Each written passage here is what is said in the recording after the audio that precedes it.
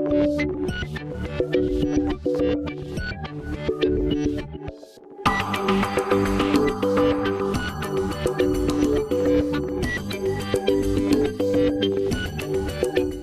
buenas tardes a todas y todos. Les damos nuevamente la bienvenida a esta siguiente mesa, que es la mesa 2, el sistema jurídico en Brasil, respecto del coloquio internacional y presentación del libro México-Brasil, culturas y sistemas jurídicos comparados. Vamos a permitirnos leer la síntesis, la brevísima síntesis curricular de cada uno de nuestros participantes, muy breve realmente, pero bueno, ahora cualquiera te googlea y ya puedes saber todo de ti, ¿no? Entonces, para luego dar paso a la presentación en el orden en el que iré leyendo su respectiva síntesis. Tenemos el honor de tener esta tarde a la doctora Mariana Santiago Ribeiro. Bienvenida. Ella es doctora en Derecho Civil Comparado por la Pontificia Universidad Católica de Sao Paulo, autora de los libros El principio de la función social del contrato, segunda edición, 2008, y Vicio del consentimiento, el estado de peligro en los contratos, de 2012.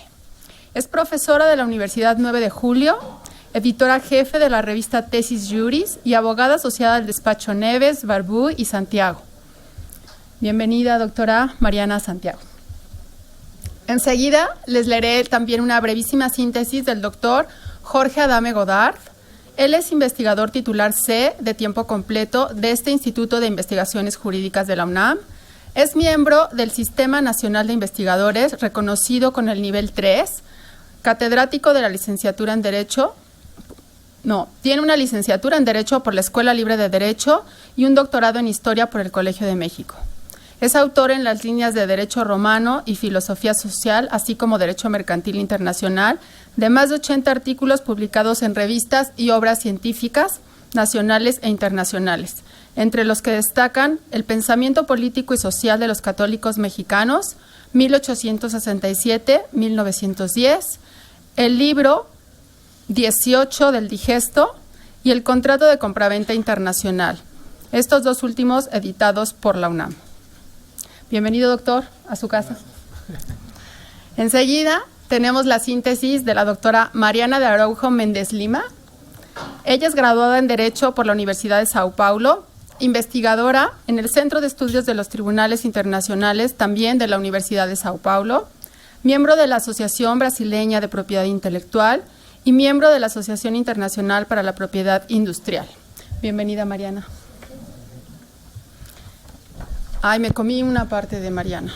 Ha publicado varios documentos y artículos sobre propiedad intelectual, arbitraje y tribunales internacionales, y también ha sido abogada asociada de Pietro Ariboni, bufete de abogados brasileña especializada en litigios de propiedad intelectual. Y finalmente vamos a cerrar la mesa con el doctor Rafael Pérez Miranda. Él es doctor en Derecho Internacional por la Universidad de Buenos Aires, también miembro del Sistema Nacional de Investigadores y profesor investigador en la Universidad Autónoma Metropolitana y en la Universidad Nacional Autónoma de México. En el sector público, fungió como secretario técnico del Instituto Nacional de Antropología e Historia y como asesor del subsecretario de Relaciones Exteriores. Aunado al anterior, en la Secretaría de Medio Ambiente y Recursos Naturales, fue asesor jurídico y asesor sobre conocimientos tradicionales y derecho de acceso a recursos genéticos. Además, fue representante jurídico de la Delegación de México en las negociaciones relacionadas con el Protocolo de Cartagena sobre seguridad de la biotecnología, así como en las negociaciones sobre acceso y distribución equitativa de beneficios. En el ámbito académico, fue coordinador de la maestría en Derecho Económico y editor de la revista Alegatos del Departamento de Derecho de la UAM. Cuenta con un gran número de publicaciones académicas, entre las que destacan Tratado de Derecho de la Propiedad Industrial y Biotecnología, Sociedad y Derecho. Como ven, pues es una mesa que abre un abanico de posibilidades y de acercamientos al tema justamente de la propiedad industrial, de la propiedad intelectual, de los derechos de autor. Entonces, pues ni modo, el rigor del cronómetro. Sin más, le doy la voz a nuestra primera participante, la doctora Mariana Ribeiro, por favor.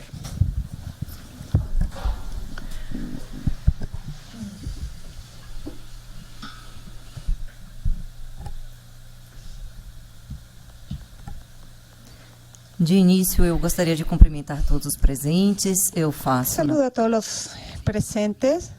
Estoy como presidenta de la mesa. Pido, por favor, permiso para hacer esta presentación en portugués. Me siento más segura hablando en mi idioma de origen. Creo que de esa forma pueda hacer mejores reflexiones hablando en portugués. Me siento muy feliz de conocer la Universidad Nacional Autónoma de México.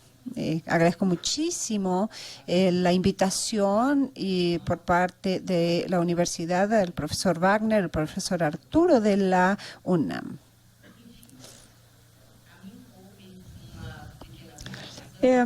Voy a hacer una pequeña presentación sobre derecho civil brasileño. Es una presentación basada en un artículo que escribí para la obra maravillosa. Ya me enamoré de la obra que estamos lanzando hoy, presentando hoy. Y al mismo tiempo es una tarea un poco ingrata, porque tengo 20 minutos para hablar sobre el derecho civil brasileño. Pero bueno, entonces no sé si todos aquí tuvieron ya la oportunidad de ver nuestro Código Civil. Es una obra bastante extensa, pero no es una tarea fácil, pero trataré de atenerme a un panorama general. Tenemos reglas sobre familia, sucesión, obligaciones, y todas estas áreas sufrieron un cambio de paradigma en relación al Código de 2002. Para tener una idea en relación al paradigma, tenemos que retroceder históricamente, analizar lo que teníamos antes de este actual diploma. Nuestro anterior código era de 1916. Hubo diferencias, influencias que sufrió, y esto muestra un abismo entre las dos obras. Es el código del 16 que sufrió en su forma la influencia del código alemán. Tenemos una parte general que trata de las nociones básicas sobre personas, bienes, hechos jurídicos, y los libros especiales, consecuentemente. Y esta estructura, por influencia del derecho alemán, se mantiene en nuestro código actual de 2002, pero en el contenido la diferencia entre las dos es gigantesca. El de 16 tuvo influencia del código de Napoleón de 1800. Es un código totalmente liberalista, individualista, debido al momento histórico de Francia como el producto de las conquistas de la Revolución Francesa. Entonces eso inspira a nuestros legisladores en el 16, así como a otros países. ¿Qué notamos en ese código del 16? Bien, todas las materias de derecho civil demuestran esa influencia liberal e individualista. Si analizamos, por ejemplo, contratos, podemos percibir o ver un poder gigantesco del principio de autonomía privada. Eso, entonces, ahí había pequeñas restricciones, siempre se necesitaba respetar el derecho público, pero había un campo grandísimo. Son principios clásicos del contrato que se mantienen en el código actual, ¿no? Esto es más adecuado al espíritu de esta nueva legislación. Ese código, a lo largo del siglo XX, se muestra totalmente desfasado en relación a los deseos de la sociedad brasileña, pero también hay una interferencia de hechos internacionales. Entonces, en aquella época, claro, el legislador vio que era lo más avanzado para crear la reglamentación del siglo XX. Entonces, ahora hablamos de un siglo donde todo sucedió. La diferencia entre los códigos es en ese siglo. Entonces sucedieron muchas cosas que nos mostró que necesitábamos de una legislación mucho más adecuada para el momento en que estaba la sociedad. Esta evolución a la que me refiero del siglo XX no es solamente jurídica, es jurídica, cultural, económica. Percibimos que es uno de los principales actores de estas relaciones jurídicas. La mujer, la situación de la mujer del siglo XX sufre cambios dramáticos, no solo en el plano jurídico, sino en el plano social también. Podemos ver entonces que salimos de un espacio, de un cuadro donde la sociedad del 16, donde había mujeres incapaces, en ese sentido necesitabas de autorización para trabajar del esposo, autorización para estudiar, y ahí a lo largo del siglo XX vemos en la Constitución del 34 ya se da el derecho a voto, se concede el derecho a voto a la mujer en los años 60, con toda la revolución sexual y la creación o también de los preservativos, etcétera. Todo esto. En 1977 también está la disciplina del divorcio, llega a Brasil. En la Constitución del 88 ya se habla en igualdad entre hombre y mujer. Entonces, uno de los principales agentes, que es la mujer dentro de la sociedad civil, ella es madre, es trabajadora, emprendedora, contratante, propietaria, entonces ya empieza a no se siente representado por el código anterior, y eso sumado a diferentes actores, podemos ver que hubo toda una revolución tecnológica que nos trajo nuevos tipos de relaciones jurídicas que no estaban adecuadamente regulados por el código del 16. En aquella época no había internet, no había televisión, no había contratos electrónicos que ahora son tan comunes, computadores, nada de eso. Entonces no era posible para el legislador prever todo lo que sucedía en aquella época. Entonces surge el gran siglo XX y tenemos la seguridad de que necesitábamos de una nueva regulación con parámetros diversos en relación al Código de 16. Y jurídicamente, aquí la Constitución de 1988, que tiene un valor fundamental en relación al actual Código Civil brasileño, el 2012, tiene como pilar la solidaridad social, entonces todo se incorpora, el derecho civil, tuvimos en 1990 el Código de Defensa de Derecho al consumidor, que es proteccionista, que desiguala las partes de la relación de consumo con un nítido aspecto proteccionista en relación al consumidor. Entonces todo eso es el fruto de un avance, de una nueva visión sobre lo que es necesario para la sociedad brasileña, y demanda la creación del derecho civil, de un código más moderno para satisfacer esas necesidades sociales. Entonces, este proyecto que inicia en el 75 con el profesor Real, que demoró algunos años, claro, podemos hacer la cuenta para que fuera terminado. Bueno, se buscaron nuevos pilares.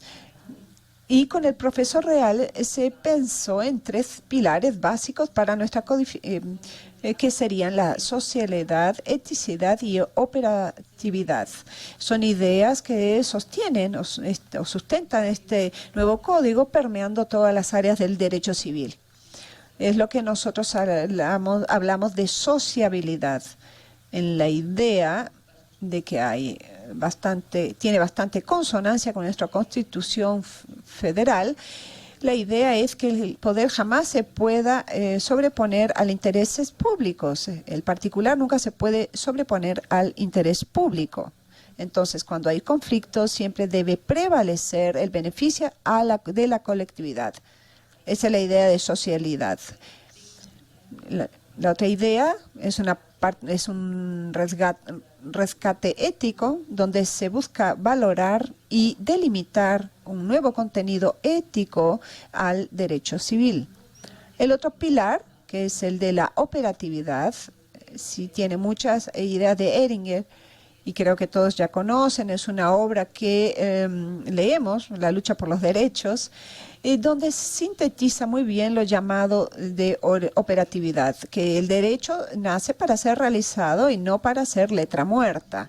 A partir de esta idea de operatividad, notamos que se desarrollan técnicas jurídicas dentro de este Código Civil que permiten que los dispositivos puedan ser abiertos o más abiertos. Voy a simplificar aquí rápidamente cómo percibimos la incidencia de estos tres pilares en algunas áreas del derecho civil.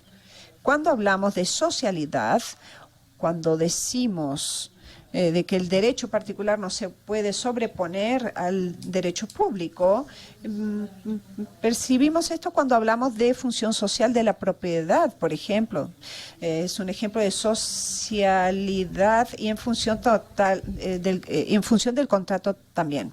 Este código de 2002 en su forma tuvo la influencia del código alemán, pero en su contenido es bastante influenciado por el código italiano de 1942, que es un código que hace la unificación de las obligaciones privadas. Nuestro código reúne también dispositivos de derecho empresarial. Es fuente primordial para el análisis del derecho empresarial. A partir de ahí empezamos entonces a hablar de que la interpretación de estos dispositivos y con la aplicación de la socialidad de derecho privado también hablamos en función de la empresa, que hoy también termina siendo regulada en el Código Civil brasileño, entre otras leyes de la legislación específica. Función social del contrato, que es, en breves nociones de propiedad, es el hecho de que ser propietario o contratante no autorice a los que tienen estos derechos a poder lesar a las personas, ya que la autonomía privada es lo que marca el contrato. De una forma dialécticamente debe haber un equilibrio entre esta función individual del contrato, que es para generar un tipo de ganancia para el contratante, además también la idea de colaborar en el sentido de respetar el interés público, no desvirtuarlo de la causa, de su motivo para el cual este negocio o para el cual fue aceptado en la sociedad. En la sociedad ahí está el poder, que está regulado, claro, en la Constitución Federal, pero lo cual no autoriza a usar esta propiedad para perjudicar, a contraponerse a la sociedad. Son alteraciones, entonces, importantes que muestran el nuevo espíritu de esta legislación civil y también su misión, la misión que tiene este código. Cuando hablamos de eticidad, el rescate de la ética es el papel del derecho a hablar de ética. Y hay muchas cuestiones filosóficas que pueden tratarse en este sentido, porque queremos un cambio ético en la sociedad. Hablamos mucho de eso en Brasil, pero ese cambio no solo viene de parte del derecho. Hay temas económicos, políticos, culturales, que debe haber ahí un trabajo en conjunto para llegar a la sociedad que queremos. Bien, esa es mi opinión particular. Qué bueno que el derecho lo puede contribuir de alguna manera con este rescate ético. Vemos el ejemplo de la eticidad en el derecho civil brasileño. Otro principio contractual podría ser el principio de la buena fe objetiva. El Instituto de la Buena Fe Objetivo no es nueva en el derecho, pero el Código de 2002, recién ahí tuvimos una reglamentación específica sobre la fe objetiva. ¿Qué es la buena fe objetiva? Los negocios jurídicos en los contratos. Bueno, significa que el contrato no puede ser un arma para que los contratantes no se respeten entre sí. Es un instrumento de la lógica del hombre por el propio hombre, o sea, debe haber un deber de cooperación, de lealtad entre las partes del negocio jurídico. Entonces, si es posible colaborar exhibiendo los documentos, yo debo exhibirlos. Si es posible permitir una revisión, bien, es una cuestión, la idea es ponerse en el lugar del otro. ¿Qué esperas tú del contratante? Es así como debes actuar en relación a tu contratante. Se debe crear, preservar un vínculo solidario de colaboración entre las partes del negocio. Y finalmente el tema de la operatividad. El derecho nace para ser realizado. Cuando el legislador adopta la parte legislativa del Código Civil, es con la idea de que estos institutos permanezcan vivos y por mucho tiempo.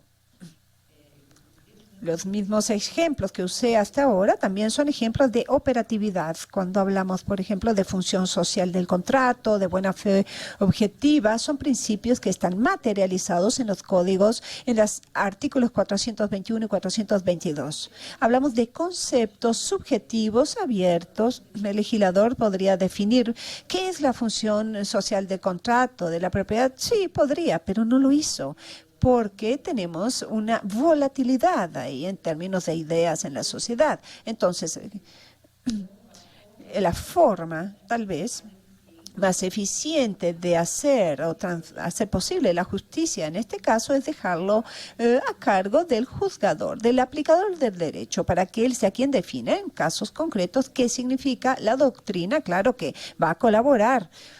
En el derecho civil brasileño han contribuido muchos con esta misión. Y yo siempre cito a mi orientadora, María Elena Denis, mi orientadora del doctorado, que es una gran persona y profesional, y así como otros autores también han tratado de definir qué es la función social. No es un concepto de fácil aplicación, pero a partir del momento de que se usa la técnica de la cláusula legal, que se pretende que el juez pueda tener la libertad en el contexto del, ya que en el Código de Napoleón no era bienvenida, porque las personas que componían estos temas venían de clases nobles. Esto ya no se justifica como restricción en los tiempos en que vivimos, donde ya que cualquier persona que esté habilitada técnicamente puede ocupar el cargo. Entonces, no es necesario temer a la libertad en ese sentido, ¿no? Para que sea el juez quien que identifique esos conceptos y aplique la sanción que considere más adecuada. Entonces, lamentablemente no puedo ya desarrollar estas ideas porque tenemos cuestiones de tiempo limitado. Entonces, estaré aquí y les pido que lean el artículo completo con más ejemplos de todas las áreas del derecho civil. Y nuevamente agradezco la invitación y reafirmo que estoy feliz de estar aquí con ustedes. Muchas gracias.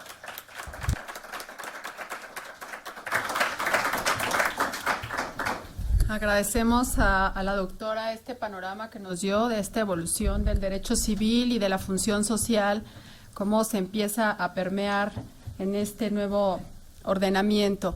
Vamos ahora a dar la voz al doctor Jorge Adame Godard, porque queremos ver si podemos rescatar unos minutitos para que ustedes puedan tener la posibilidad de preguntar a nuestro panel de expertos. Adelante, doctor. Muchas gracias. Pues agradezco la invitación al profesor Arturo Oropeza para estar en este panel con estos colegas brasileños con los que podemos hacer una colaboración muy fructífera, dada esa intención de nuestros dos países de intensificar las relaciones comerciales, culturales, entre dos países que tienen la característica común de ser grandes en América Latina. Quisiera presentar mi participación señalando aspectos comunes de la tradición civilística brasileña y mexicana que nos permiten tener un entendimiento cercano en las relaciones comerciales entre ambos países y al mismo tiempo presentar cómo a partir de esas bases es posible trabajar hacia el futuro en la elaboración de un nuevo derecho privado que supere las fronteras, no solamente entre México y Brasil, sino en general las fronteras del Estado, un derecho que sea una ciencia y que no esté restringido por el poder político. Tanto Brasil como México, durante la época virreinal, reciben en materia de derecho privado básicamente el derecho elaborado por los profesores de derecho en las universidades europeas. Es el derecho de los glosadores, de los comentaristas, que se basa fundamentalmente en el corpus iuris civilis y que se sistematiza en una doctrina que junto con el derecho canónico se va a llamar el derecho común. Recibimos tanto en la Nueva España como en Brasil este derecho común como derecho privado. Por supuesto que había una serie de legislaciones específicas para las Américas. En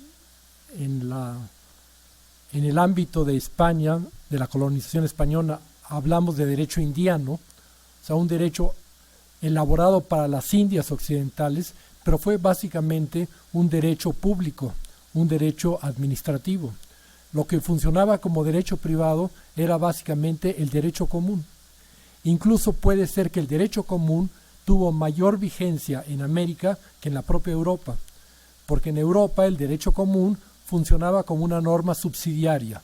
Cuando no había una norma específica de derecho privado, entonces se aplicaba el derecho común. Como para la Nueva España, ahora México, no se dio una ley en materia de derecho privado que fuera exclusiva, pues normalmente las relaciones privadas se regían por el derecho común, e imagino que algo semejante ocurrió en el Brasil. De modo que tenemos esa tradición común, que recibimos la tradición jurídica europea del derecho común en nuestros territorios, y eso estuvo en vigor por 250 o casi 300 años. Es algo que no podemos olvidar ni podemos descartar. Tiene además la ventaja de que no está en español ni en portugués, sino en latín. Sí. Por otra parte, ambos países tuvimos un proceso codificador. Desde que se hace la independencia, 1820 en general, tanto en Brasil como en México se plantea la necesidad de hacer un código civil, siguiendo esa tendencia del racionalismo jurídico y de la Ilustración francesa, apoyada políticamente por la Revolución Francesa, de reducir todo el derecho privado a un pequeño cuerpo sistemático, bien ordenado, que fuera el Código Civil, y que ahí se condensara todo el derecho común que había estado en vigor en la época virreinal. Los procesos de codificación fueron diferentes en México y en Brasil, pero con peculiaridades que vale la pena destacar. En México, después de varios intentos, finalmente se logra un primer Código Civil que entra en vigor en 1870, que está fuertemente influenciado por el Código Civil francés a través del proyecto español de García Goyena. De modo que es un código en muchas partes calcado del Código Civil francés. El Código Civil de 1870 y luego reformado con pocos cambios, pero publicado como un nuevo código en 1884. Después de ese código hecho con influencia francesa, básicamente, va a suceder con posterioridad a la Revolución y al nuevo orden jurídico que impone la Constitución de 17, un nuevo Código Civil, el Código Civil de 1928, que está fuertemente influenciado, por una parte, por esa disposición de la función social de la propiedad y dar preferencia a los intereses colectivos respecto de los individuales, e influenciado especialmente por la doctrina pandectística alemana, condensada en el Código Civil alemán del primer día del siglo XX. Esto ha sido a rasgos muy generales, digamos, el proceso de codificación en México. Brasil tiene un proceso de codificación muy interesante, porque Brasil, quizá precisamente por esa circunstancia de que el imperio portugués se trasladó a Brasil, de modo que la independencia es una independencia frente a la Revolución Francesa, el proceso codificador tarda más. Se inicia ya formalmente, después de varios intentos, a través de una obra del jurista Augusto Teixeira de Freitas, quien planteaba que la codificación debería hacerse en dos etapas. La primera es hacer una consolidación de las leyes civiles, y después de esa consolidación se haría propiamente un código civil. La consolidación de las leyes civiles era simplemente como poner en síntesis todas las leyes vigentes en materia de derecho privado, reducirlas a proposiciones claras, y con eso se daría el primer paso. Posteriormente habría que sistematizar todas esas leyes consolidadas en el esquema racionalista de los códigos civiles. Teixeira de Freitas hace esta consolidación y se publica en 1857. La consolidación nunca tiene fuerza oficial de código, pero de hecho tiene una gran influencia en la práctica. Y algo peculiar de Teixeira de Freitas es que él está muy pegado a la doctrina jurídica alemana y en la pandectística alemana. De modo que cuando se publica la consolidación ya tiene un esbozo de lo que sería la sistemática del Código Civil posterior, y es la distinción entre una parte general de los bienes, las obligaciones y las personas, y luego otra parte que es la parte especial donde ya se desarrollan con detalle cada una de estas instituciones. Esta idea de la división entre parte general y parte especial es tomada de la pandectística alemana. Teixeira ya lo puso en la consolidación y posteriormente esa división en dos partes, una general y otra especial, se va a conservar en el Código Civil de 1916 y en el actual Código Civil de 2002. Entonces, una diferencia interesante es que la codificación brasileña tuvo este primer paso de la consolidación, lo que le da una mayor originalidad, es decir, es una codificación que está pegada a la tradición brasileña, a diferencia de lo que ocurrió en México, que fue más una copia del Código Civil francés por un intermediario.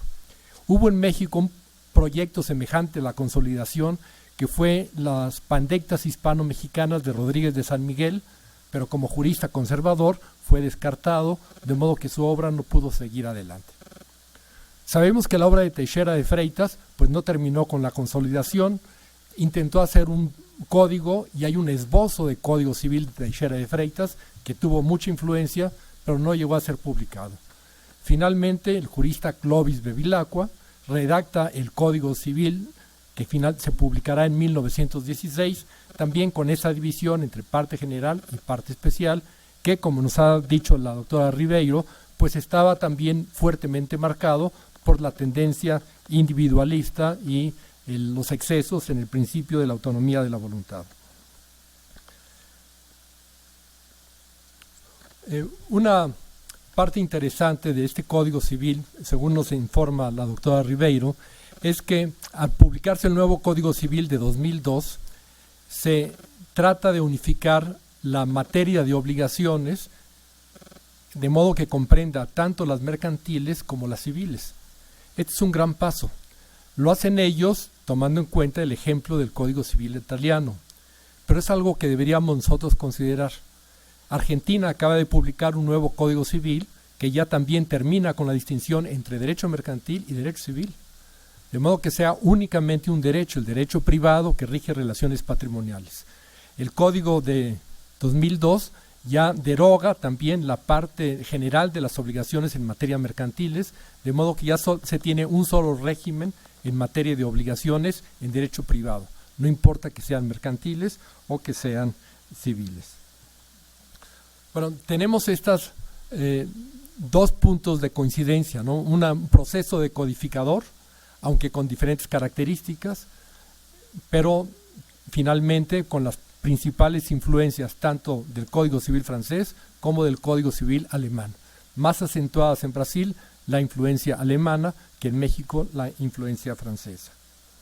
Ahora, sobre estas bases tenemos ahora la posibilidad de hacer una contribución importante a la formación de un nuevo derecho común, de un nuevo derecho común en materia privada. ¿Cuánto tiempo? Bien. Cuando actualmente, dada la proliferación de las relaciones comerciales entre los países, y más que entre los países, entre las empresas y las personas de diferentes países, se va haciendo necesario un derecho privado común que rija esas relaciones en lugar de los derechos nacionales. Por decir algo, en una relación comercial entre una empresa mexicana y una brasileña, pues si la empresa más fuerte logra imponer su propia ley como aplicable al contrato y sus propios tribunales como competentes, pues muy bien por esa empresa, pero resulta una desventaja para la otra. Cualquiera que sea la ley nacional aplicable y los tribunales nacionales competentes, significa una ventaja para una de las partes, que no está equilibrada con otras ventajas. Entonces, se ha visto necesario hacer un derecho común que rija las relaciones entre los países en materia de derecho privado. Es un esfuerzo grande que se ha hecho en todo el mundo desde la Segunda Guerra Mundial y que ha dado algunos frutos importantes. Un fruto muy importante es la Convención de Naciones Unidas sobre los contratos de compraventa internacional. Esta convención rige los contratos de compraventa entre personas que tienen su establecimiento en dos países diferentes. Brasil se había resistido a adherirse a esta convención, era uno de los grandes que estaba fuera de la convención, pero ya el 2014 entró en vigor esta convención en Brasil.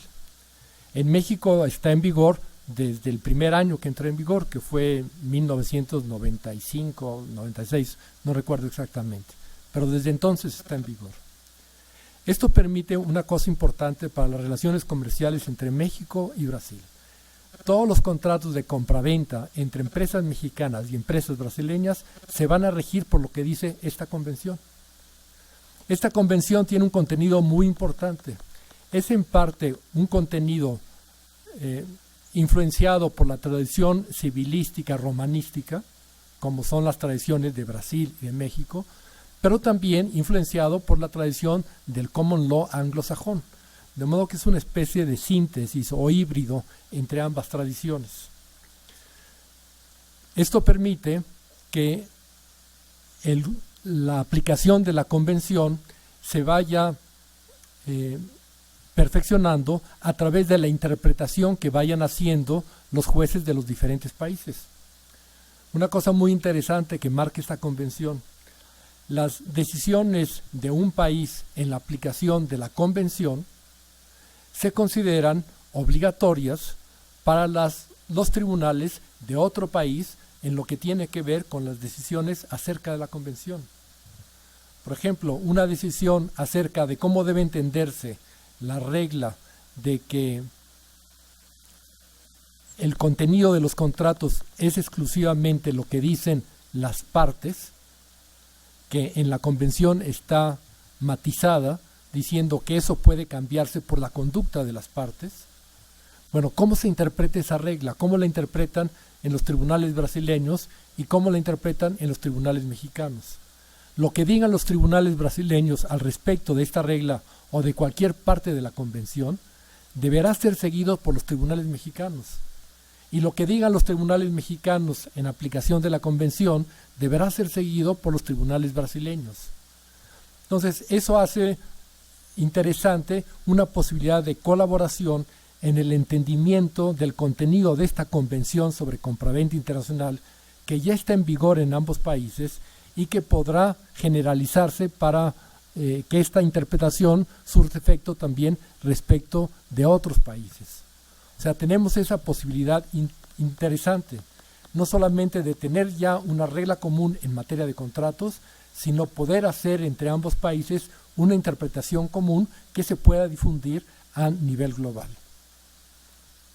Otro punto importante que tiene que ver con esta convención es que la convención no resuelve absolutamente todos los aspectos de un contrato de compraventa, por lo que cuando se aplica es necesario acudir a un derecho nacional que resulte aplicable como subsidiario cuando no hay una norma específica de la convención. Entonces, el hecho de que las tradiciones comunes entre México y Brasil, la tradición jurídica común, pues permite que sea bastante amigable que al aplicarse la convención en Brasil se tenga como norma subsidiaria las leyes brasileñas, que serán fácilmente entendidas por un jurista mexicano, o que fueran aplicables las leyes mexicanas, que serán fácilmente comprendidas por un jurista brasileño. O sea que tenemos también esa posibilidad de un intercambio más rico en cuanto a la norma subsidiaria en los contratos internacionales por efecto de nuestra tradición común. Y un punto más, quizá más a largo plazo, es el derecho privado. Estamos acostumbrados a pensar que el derecho privado es una obra del poder político, que es obra de la legislación, de modo que el derecho privado es lo que dice el Código Civil. Pero esto es algo peculiar que viene con la Revolución Francesa, pero que no ha sido así en la historia del derecho en la humanidad. El derecho privado ha sido básicamente una obra intelectual, obra de los que saben, obra de los juristas. Y debemos de recuperar eso, porque eso es realmente el derecho global, un derecho que no está sancionado por el poder político y por eso obliga, sino es un derecho que por su propia racionalidad se debe practicar, porque es lo más conveniente para ambas partes. Entonces, tomando en cuenta nuestra tradición jurídica común, podemos hacer estudios comparativos en derecho privado, derecho de propiedad, derecho de usufructo, de servidumbres, de contratos, de sucesiones, que respetando las diferencias que justifiquen la tradición y las costumbres peculiares de cada país, se pueda llegar a formular conceptos generales de derecho privado que sean válidos por su propia racionalidad, no porque fueran aprobados por el poder político. De modo que podamos recuperar el derecho privado como una ciencia que es obra de la autoridad de los que saben y no del poder político de los que pueden. Bien, muchas gracias.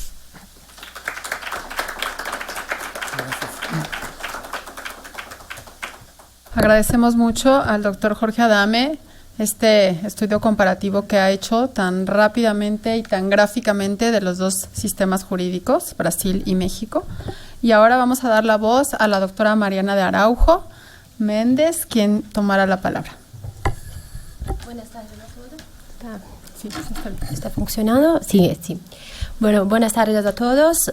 Primero me gustaría dar las gracias al profesor Arturo Oropesa por la invitación y también a Fernanda por la cordialidad como nos ha recibido. Saludo a la presidenta del panel, la doctora Marisol Angles, y mis compañeros de mesa. Bueno, primero me disculpe si mi español es algo que no se puede comprender. Voy a intentar hablar en español como una manera de dar las gracias por la cordialidad de todos. Primero, me gustaría decir que el derecho de propiedad intelectual es un tipo de derecho que es muy internacional. Digo esto pues, en primer lugar, el derecho de propiedad intelectual tiene un aspecto inmaterial muy fuerte. Esto significa que se puede cometer delitos contra él no importa dónde está, porque es muy globalizado, difundido, muchas veces no necesita tener acceso a una parte física para que pueda tener acceso en realidad. Y esto permite que se pueden hacer muchos contratos de cesión, licencia a personas distintas en diferentes países. Muchas veces el derecho es protegido en diferentes sistemas. Por esta razón es importante conocer la protección que se da por los diferentes sistemas. Y una otra cuestión que hay, y entonces explico después cómo he organizado mi presentación, es un tipo de derecho muy armonizado. Tenemos grandes tratados internacionales que dan las coordenadas generales de derecho de propiedad intelectual, sobre todo el derecho de propiedad industrial.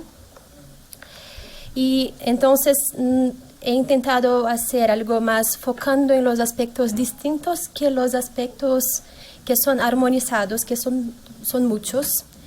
Así empiezo para decir que el derecho de propiedad intelectual, que es reconocido por la mayor parte de la doctrina brasileña, parte de la concepción de una manera de retribuir a los autores o inventores por la actividad creativa. Así tenemos tres tipos de derecho de propiedad intelectual en Brasil, es así como en el mundo. Primero el derecho de autor, después el derecho de propiedad industrial.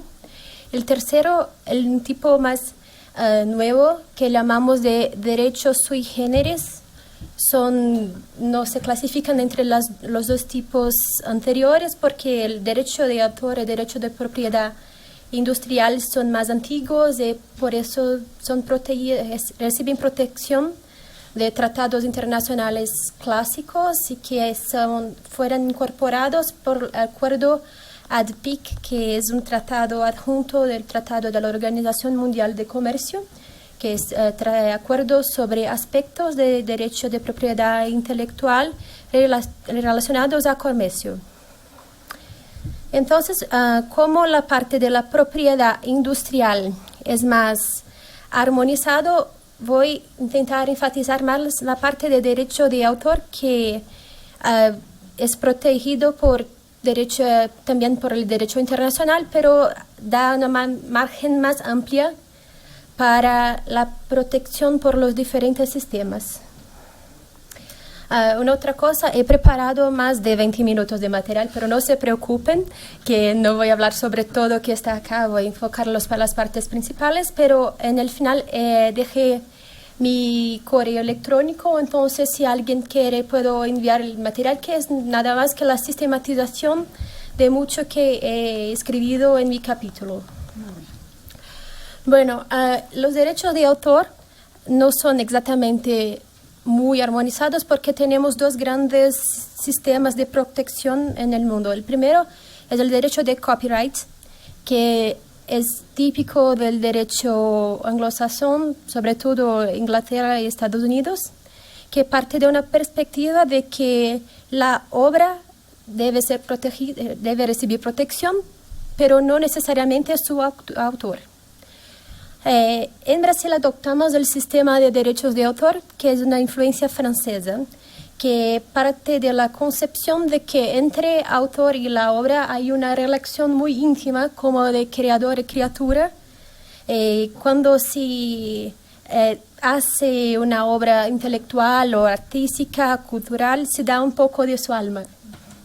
Y por esto no se restringe al aspecto material de esta creación, pero también de aspectos morales. Esta es la doctrina que ha envasado el sistema de derecho de autor brasileño. Así como es un derecho de personalidad, también recibe protección por la Constitución brasileña. En el artículo 5, incisos 27 y 28 de la Constitución.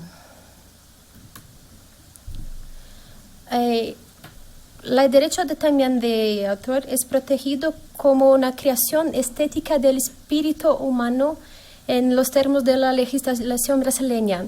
Entonces, ¿qué es la creación estética? ¿Solo las obras bonitas reciben protección? No exactamente. Es que una obra que no es algo con una aplicabilidad industrial, es algo más una artesanía, algo que es hecho, se da más de su espíritu para hacer esto, porque es algo como personalizado, no es algo que va para todos. Y del espíritu humano también quiere decir que depende de la motivación interna de su autor. No puede ser, por ejemplo, si hace un programa de computadora que puede mezclar fotografías y con esto crear algo nuevo, esto no será protegido porque quien creó esta obra no fue una persona, fue una máquina que fue creada por alguien. También el derecho de autor, la obra es protegida después de su materialización. Significa que la idea no es protegida. Puedes tener ideas, puedes compartirla con los otros, pero solo después que la idea que tuviste se convirtió en una obra, en un artículo, que recibirá la protección. Y otro requisito para la protección es que la creación debe ser original. No se puede recibir protección por algo que ya fue creado por una otra persona. Una excepción a esto en el derecho brasileño es la posibilidad de protección a las obras adaptadas y traducciones. Entonces, cuando traduce un artículo en Brasil, primero debes tener la autorización del autor original, pero también después tendrás la protección de la obra traducida como traductor de aquella obra.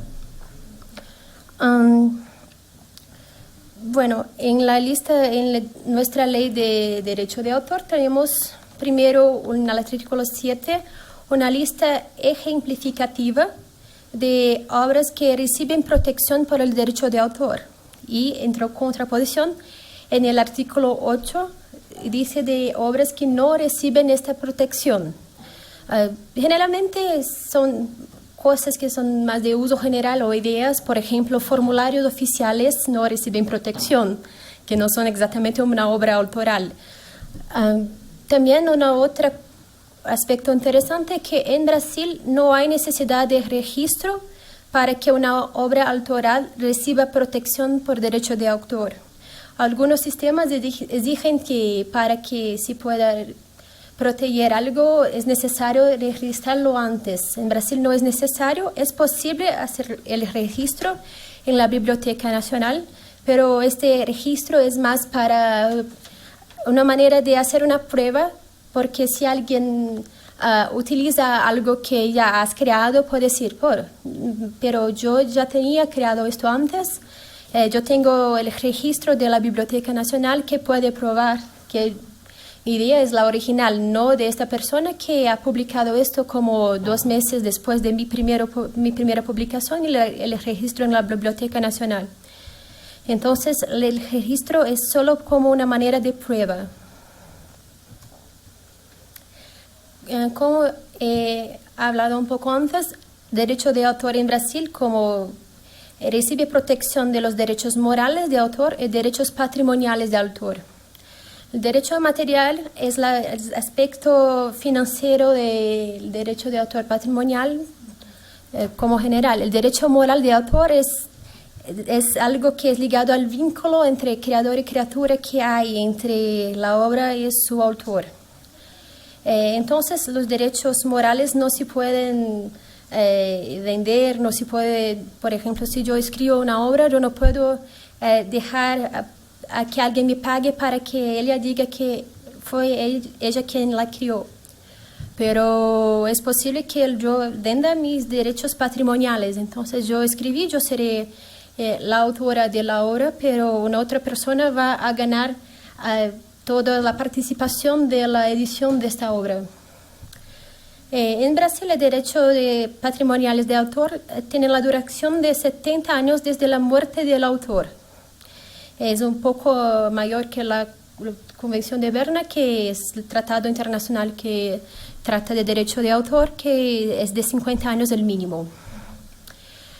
También se permite en Brasil el fair use, que es el uso legítimo de una creación de una otra persona para condiciones muy específicas. Por ejemplo, si escribo un artículo académico, no necesito de la autorización del autor original para que pueda hacer una citación en la obra.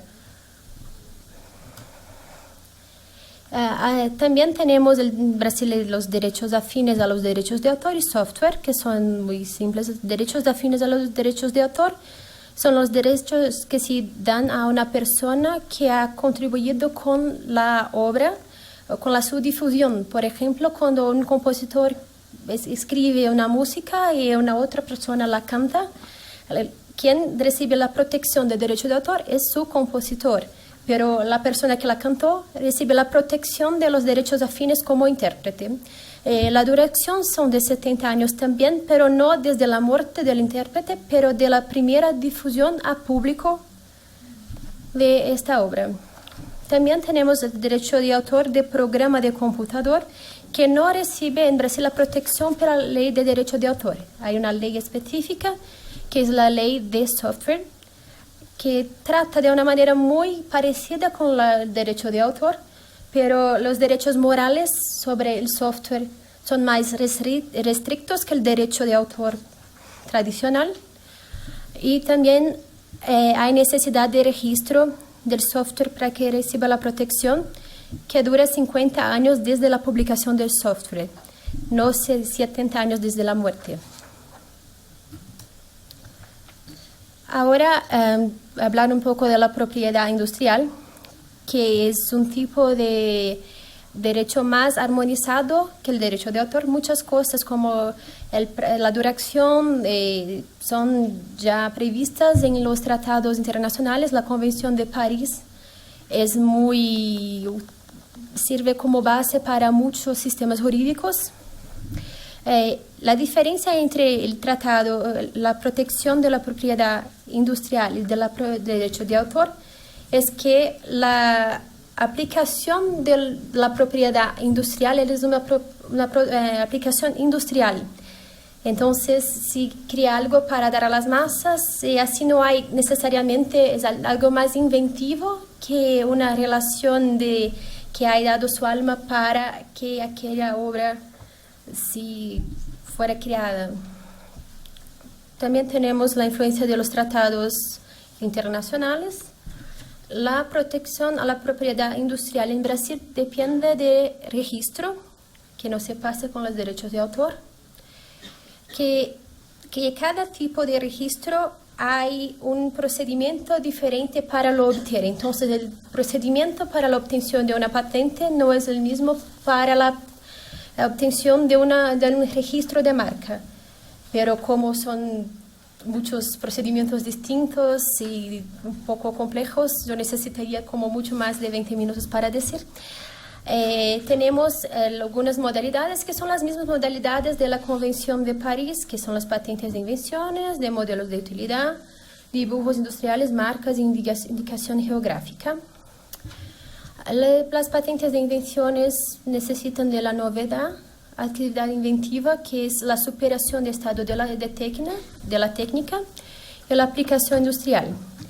En Brasil se admite que el periodo de 12 meses, realmente una cosa que cambia de un país para otro, es el tiempo necesario para que una invención pase a integrar el estado de la técnica. Por ejemplo, si yo invento algo y después intento protegerla como una patente 5 años después, no voy a lograr éxito, porque esto que ya he creado pasó a integrar el estado de técnica. Entonces, si un examinador del Instituto Nacional de Propiedad Industrial hace una búsqueda y descubre que esto que yo busco la protección fue inventado hace 5 años, no es algo nuevo, no es una creación que superó el estado de técnica. Entonces, mismo si la creación fue yo que la he inventado, no voy a lograr éxito en protegerla. Pero en Brasil entonces se admite el periodo de 12 meses como de una tolerancia para que se pueda depositar el pedido de patente. En Brasil también se admite el sistema de first to file, que en realidad no importa necesariamente quién primero mostró al público que ha inventado eso. La patente es atribuida al primero que ha hecho el pedido de patentes. La duración de la patente en Brasil es de 20 años. La patente de invención, que es la patente del modelo de utilidad, que voy a hablar ahora, es de 15 años. La diferencia entre los dos es que la invención necesita que la superación del estado de la técnica. El modelo de utilidad no necesita que una creación de algo nuevo, una solución a un problema técnico que nadie sabía antes cómo superar. El modelo de utilidad es en realidad agregar más eficiencia a algo que ya existía. Por eso no se dice de actividad inventiva, pero de acto inventivo. También necesita de la novedad y aplicación industrial, también first to file, pero la duración de la protección es un poco menor. También tenemos la protección al dibujo industrial, que muchas veces hay una confusión con los derechos de autor, que es las obras de design. No son necesariamente algo que se ha dado al alma, pero son aspecto estético que se da a un objeto que podría ser algo que tenía una función, como por ejemplo una mesa, pero si hace una mesa con un dibujo diferente que no va a cambiar en nada su función, pero se agrega algo a ella como un valor a más por su aspecto estético. Entonces no es exactamente una obra artística, pero es una obra de design, entonces se puede obtener una protección como un dibujo industrial, que se dice que entonces no es la actividad creativa propia del autor, pero es una actividad industrial.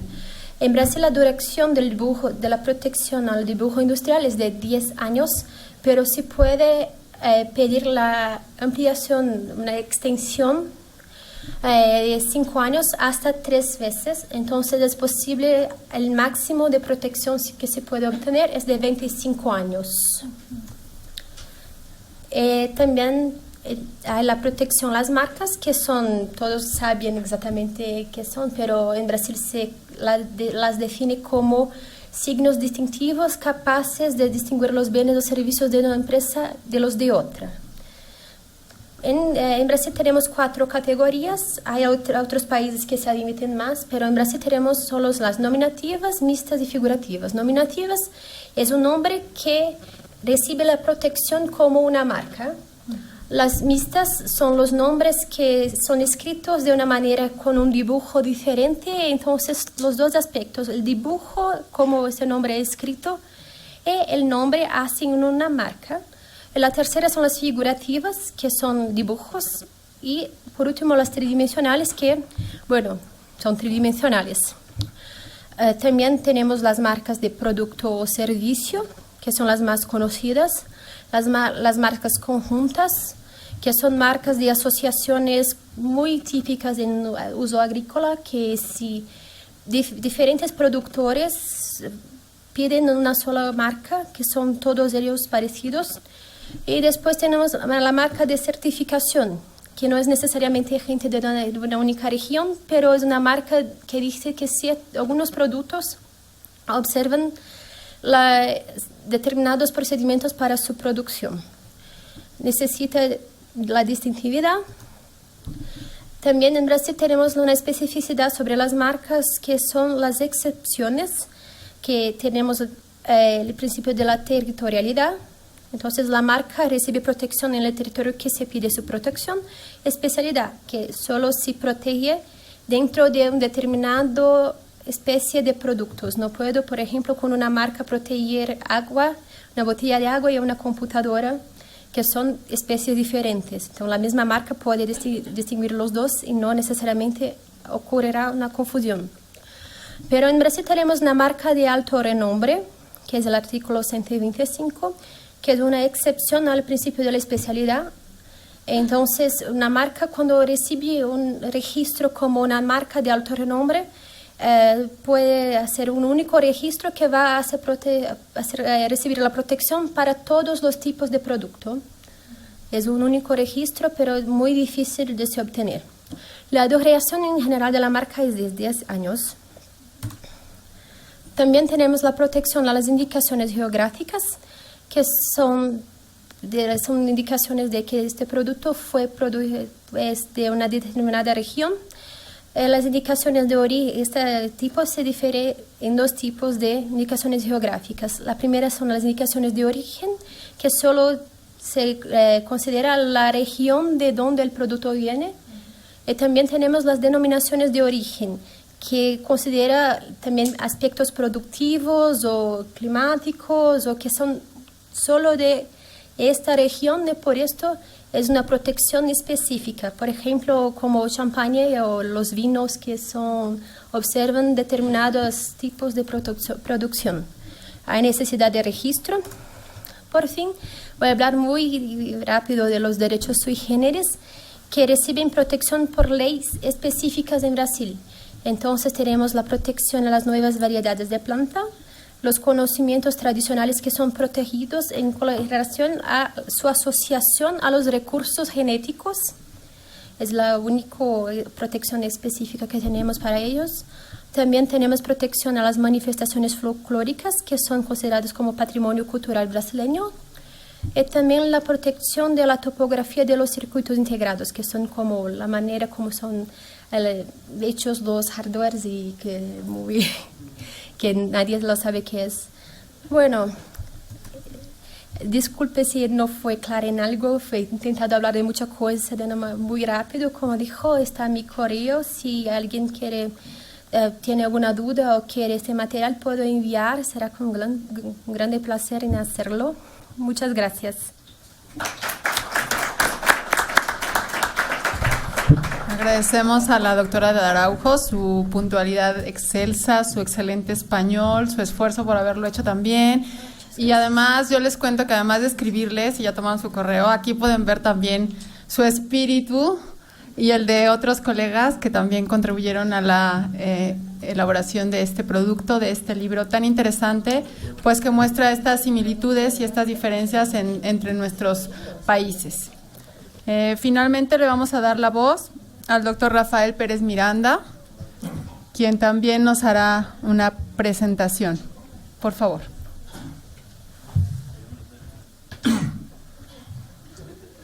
Buenas tardes. Por más que suene repetido, pues felicitar a Arturo Oropesa por la coordinación de este libro, por la coordinación de todos estos libros de actualidad que nos están poniendo al tanto no solo de derecho comparado, sino de los problemas actuales que estamos viviendo en México y en el mundo. Y agradecerle esta invitación a participar en la presentación del libro y de este excelente panel, donde uno tiene la doble ventaja de conocer gente interesante y de aprender, cosa que no sucede todos los días. Se supone que voy a hablar de un paralelo entre las relaciones, entre la propiedad intelectual en México y en Brasil. Poco voy a hablar de Brasil, es excelente la presentación que ha hecho Mariana, es excelente el artículo, se lo recomiendo, léanlo con detenimiento, es una excelente presentación del sistema de propiedad intelectual brasileño. Voy a referirme en algunos pocos temas vinculados a la relación entre el derecho, digamos, más bien a diferencias entre el sistema de propiedad intelectual mexicano y el sistema de propiedad intelectual brasileño. Como expuso Mariana, en este momento el derecho de propiedad intelectual está totalmente encorsetado. Tiene muy pocas posibilidades el poder legislativo de cada país de abrirse, ¿no?, o de establecer especificidades que respondan en demasía a digamos, a las necesidades de cada país. México y Brasil en ese sentido han marcado un cierto paralelismo. Por ejemplo, en los fines de los 60, principios de los 70, México, Brasil, Argentina, en cierta medida Chile, comienzan a plantear la necesidad de ver el derecho de propiedad intelectual y el derecho de propiedad industrial no solo como un tema civilista, sino como un tema de políticas públicas. Un tema de políticas públicas que influía de manera directa en las posibilidades de desarrollo autónomo del país, sin dejar de tener en cuenta, digamos, esa vinculación.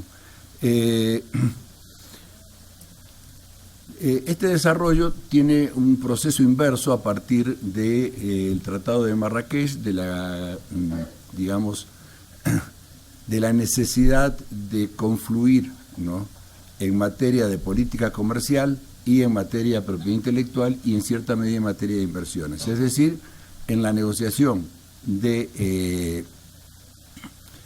para modernizar el GATT, ¿no?, se crea la Organización Mundial del Comercio y se establece lo que se llaman acuerdos multilaterales junto a tratados plurilaterales, y los acuerdos multilaterales son de adhesión obligatoria a todo aquel que quiera pertenecer a la OMC. Y dentro de esos acuerdos está el acuerdo sobre aspectos de propiedad intelectual vinculada al comercio, que por las características de la propiedad intelectual hace que no solo aquello vinculado al comercio internacional, sino todas las normas de propiedad intelectual, inclusive las nacionales, en el sentido de que por más que, como decía Mariana, el derecho de propiedad intelectual es un derecho regido internacionalmente de manera detallada como muy pocos regímenes jurídicos. Por otro lado, es estrictamente nacional, es decir, los derechos se otorgan de acuerdo a lo que establece la ley nacional. Esa ley nacional está totalmente acotada no solo en lo que se vincula al comercio internacional, sino también a las relaciones internas, por este acuerdo ATPIC. También se da este proceso de cambio, ¿no?, en la concepción del derecho de propiedad intelectual, que poco a poco deja de ser un derecho de estímulo a la creación inventiva o a la creación autoral, a la creación de inventos o a la creación de obras, y pasa a ser un derecho cada vez más considerado como un régimen de estímulo a la inversión, ¿no? Entonces comienza a haber esa diferencia en la cual tienen que participar obligatoriamente tanto México como Brasil. Efectivamente, México y Brasil pertenecen al Convenio de Berna, pertenecen al Convenio de París, que se supone que son la estructura reglamentada por el Acuerdo ATPIC. También, por supuesto, pertenecen al Acuerdo ATPIC, que no solo reglamenta con Berna y,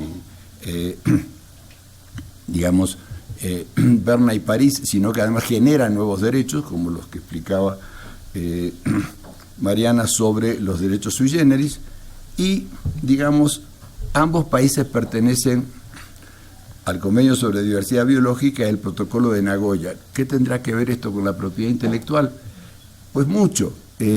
Brasil y México han bregado internacionalmente porque se evite la biopiratería. Una forma de evitar la biopiratería es incorporar la genealogía como un requisito para el patentamiento. Es decir, cualquier persona que quiera patentar un producto que tiene su origen en recursos genéticos tiene que decir de dónde obtuvo esos recursos genéticos, de dónde inició esa investigación.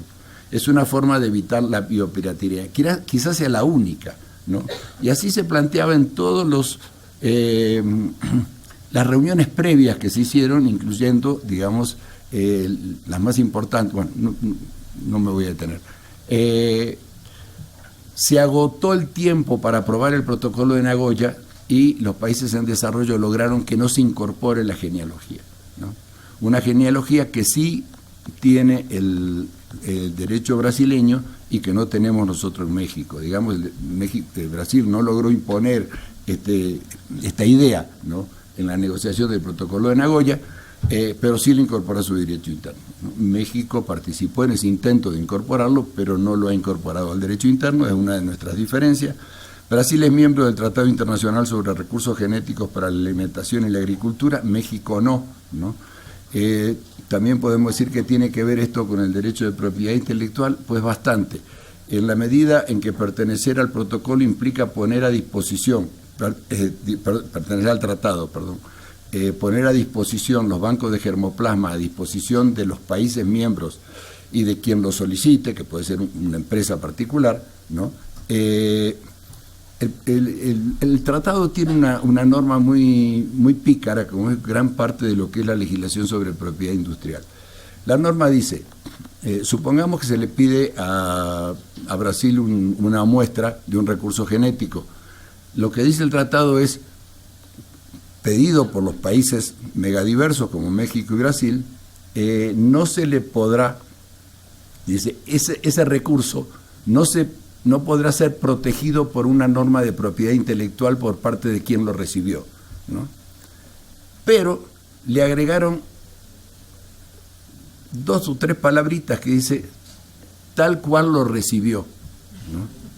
Lo cual quiere decir que si Monsanto le pide a Brasil, ¿no?, una muestra de un cultivar X, ¿no?, que no está protegido, ¿no?, pero que es el que le interesa para modificarlo genéticamente o para generar un nuevo producto, Brasil lo entrega y Monsanto lo patenta, ¿no?, con alguna pequeña modificación, y si le hace una pequeña modificación fitogenética la registra como variedad, ¿no?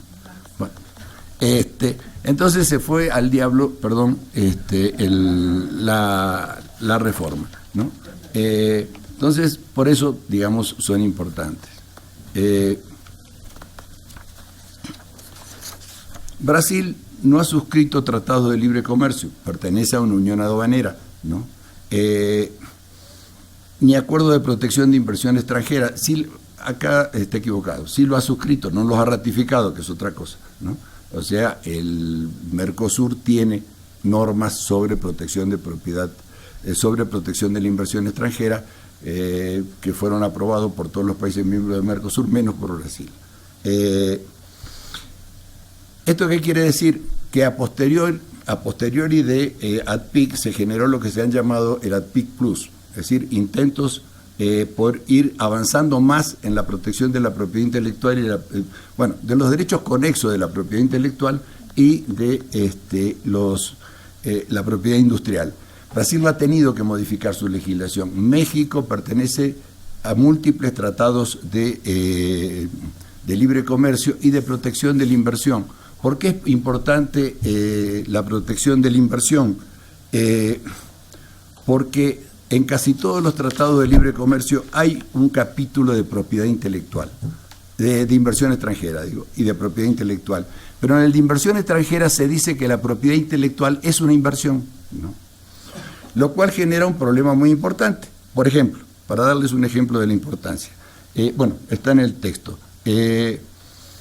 Brasil anunció que iba a otorgar licencias obligatorias para proteger a sus habitantes o para garantizar a sus habitantes el acceso a la salud, y el acceso a la salud generalmente pasa por el acceso a fármacos, ¿no? Entonces, anunció que iba a otorgar licencias obligatorias sobre ciertos fármacos excesivamente caros. Las empresas entraron en negociación y en la mayoría de los casos se llegó a acuerdos para lograr que los laboratorios redujeran sustantivamente los precios. Sin embargo, en un caso que no se dio, ¿no?, que es el caso de un antirretroviral, Efavirenz de Merck, Brasil otorgó la licencia obligatoria, ¿no?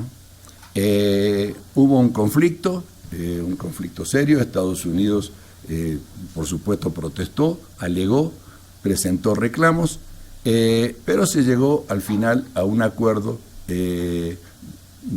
con Estados Unidos, un poco complejo, ¿no?, donde Estados Unidos retira el reclamo y Brasil se compromete a informar en el futuro a Estados Unidos cuando fuera a otorgar una licencia obligatoria a un laboratorio que tuviera su residencia en Estados Unidos.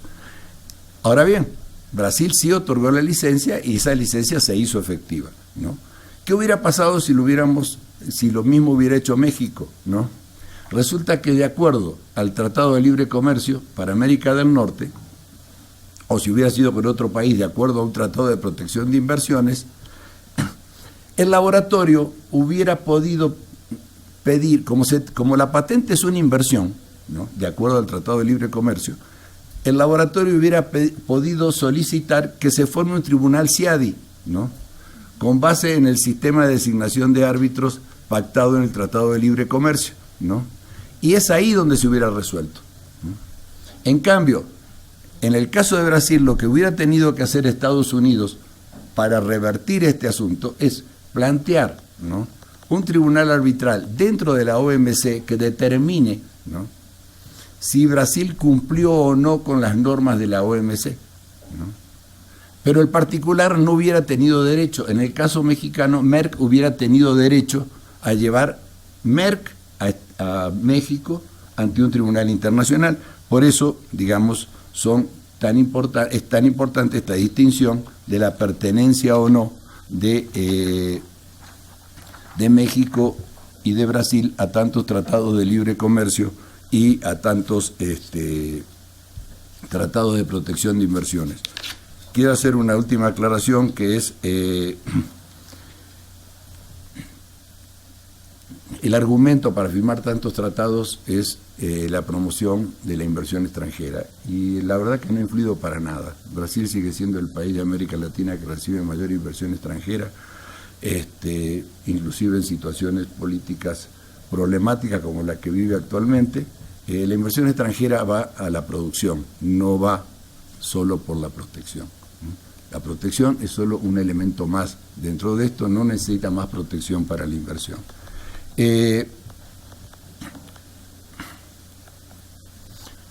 Hablo medio rápido para tratar de terminar. En derecho de autor, Ambos países superan los mínimos de Berna, ¿no? Brasil los eleva a 70 años post-mortem. Esta protección post-mortem es un invento de la Revolución Francesa, desgraciadamente. No venía en el acta de Ana, de la reina Ana, que introdujo, digamos, ciertos criterios de protección de propiedad intelectual. Brasil los eleva a 70 años, México los eleva a 100, ¿no? Esto es uno de los grandes triunfos de las corporaciones. A ningún autor le interesa que los tataranietos, o sea, para poner un ejemplo, ¿no? En el caso de Borges, sería pensar que si a Borges no le hubieran dicho que los tataranietos de los sobrinos de la Kodama, porque ni Borges ni la Kodama tienen hijos, o sea, que si los tataranietos de los hijos de la Kodama no hubieran cobrado derecho de autor, él no hubiera escrito, ¿no? Digo, es ridículo, ¿no? Bueno, ¿qué sucede? Estos son derechos de las corporaciones, ¿no? Las corporaciones, sobre todo las fílmicas y las corporaciones de grabación, tienen los derechos. Bueno, a ver, vamos a pasar a otro. Este también es un punto donde hay una gran diferencia entre México y Brasil, que es el tema de la protección de los organismos vivos, ¿no? En la protección de los organismos vivos es una de las grandes luchas, de los grandes debates, de los grandes intentos de los laboratorios que trabajan en la modificación genética de organismos vivos, y en este marco, en este proceso, Brasil y México quizá tienen menos intereses en un punto muy importante que marcaba Mariana, que es la interfase entre la protección de las variedades vegetales como un derecho sui generis y la patente. Ambos países, como decíamos en la primera parte, pertenecen al convenio UPOV. El convenio UPOV prohíbe la doble protección. Para prohibir la doble protección, un vegetal tiene que estar protegido o por patente o por el sistema sui generis. Es muy difícil evitar que se protejan por los dos. La única forma de evitar que se protejan por los dos es, como dice Mariana en su artículo, que se prohíbe el patentamiento de las semillas. Ahí quiero hacer una aclaración, que en la traducción pusieron que Brasil prohíbe el patentamiento de los frijoles. No es de los frijoles, es de las semillas. Suena parecido, pero digo, son parecidos, pero no es igual. Entonces, una forma de hacerlo es establecer un esquema riguroso de Brasil, que fue un poco mal interpretado por los jueces brasileños, ¿no? Fueron más amplios que lo que dice, pero la norma, que es una prohibición rigurosa del patentamiento de organismos vivos, con exclusión de ese ente creado en Estados Unidos, que es son los microorganismos. Nadie sabe qué es un microorganismo, es un concepto que no existe en biología, por lo tanto lo inventamos los abogados, y vaya a saber, como nunca nos animamos a definirlo, vaya a saber qué quiere decir microorganismo, pero no importa. Fuera de los microorganismos que estamos obligados a proteger por ADPIC, Brasil prohíbe los patentamientos y de manera expresa dice que aquello que existe en la naturaleza, aunque haya sido aislado, no es patentable. En México la interpretación es exactamente inversa. Aquello que existe en la naturaleza, si es aislado, es patentable. Desgraciadamente en México se patenta cualquier cosa, pero eso es una interpretación oficial. Esto, que nace de las primeras aplicaciones que se realizan en Estados Unidos, donde se comienza a patentar genes y fragmentos de genes que no se sabía para qué servían, pero que igual se patentaron, ¿no? Al principio los registra, ¿no? Luego Estados Unidos exige que se sepa para qué sirve el gen para poder otorgar la patente, ¿no? Y por último, ¿no? La Corte norteamericana, en el caso de Miriat, acaba de decir que no son patentables, ¿no?, los genes aislados, ¿no?, si no han sido sujetos a una modificación, ¿no? Entonces dice, por más que se aísle el gene, no es patentable. Esto es muy simpático, porque fuera de Brasil, ¿no?, tanto la legislación de México como la de Argentina, como la de la Unión Europea, ¿no?, declaran que es patentable el gene aislado, ¿no? Y digo que es muy simpático porque todos lo hicieron siguiendo el modelo de Estados Unidos. Y ahora Estados Unidos, hablando coloquialmente, lo dejó colgado de la brocha porque Estados Unidos cambió su jurisprudencia, ¿no? Y entonces quedamos todos otorgando patentes a quienes, con base en un modelo que cambió, ¿no?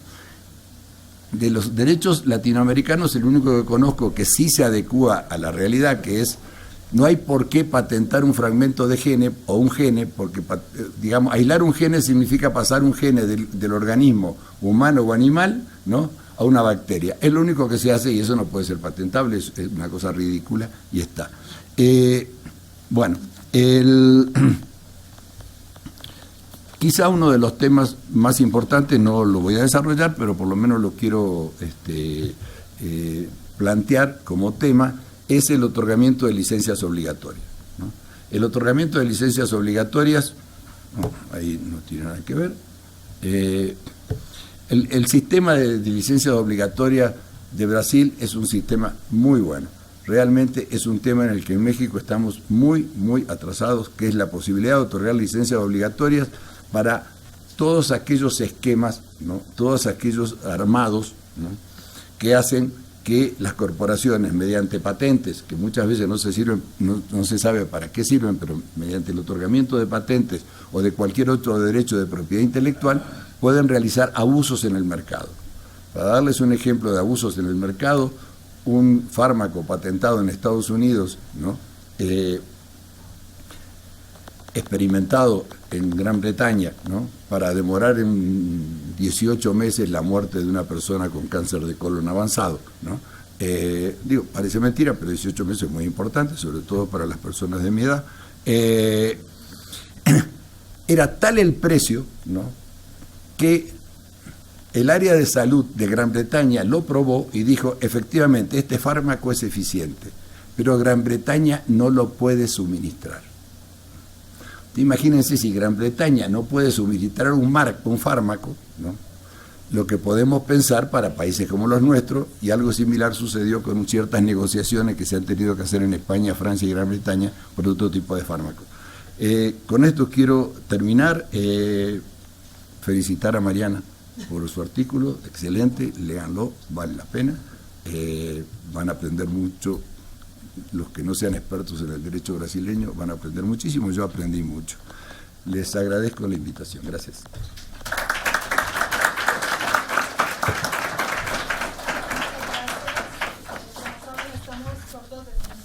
Si tienen preguntas, por favor nos las hacen llegar aquí a Fernanda y ella a su vez la hará llegar a nuestros panelistas para que les envíen la respuesta. Y a nombre del Instituto de